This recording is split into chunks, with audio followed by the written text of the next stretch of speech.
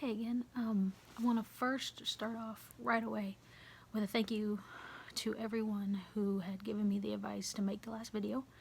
In case you don't know from watching my other videos, I never watch a video before I post it, just to keep it real and authentic so I don't delete it, to make sure that the emotion is there. And I still have not watched the last video yet. I've tried to twice, and I would get really choked up again and didn't watch it.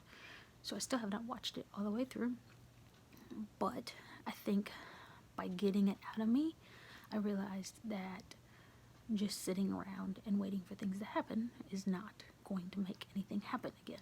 So it helped in more ways than one. So thank you again.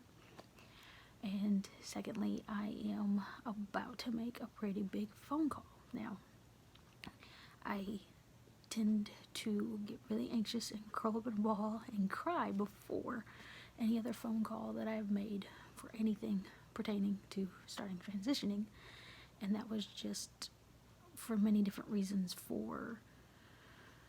In the past, you could only start T with a therapist letter and this, that, and the other. So every time I tried to call a therapist, I would get overwhelmed because I've never really understood why I've had to explain why I want to do it, and I've always been worried that I wouldn't be man enough or trans enough, and someone could tell me no, and I wasn't ever mentally prepared for that.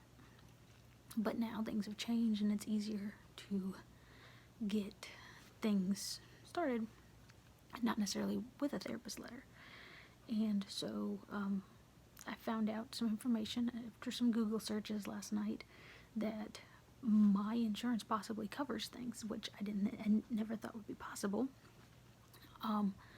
So I found that information and I shared it with another trans brother over messages, and he gave me a very big lead.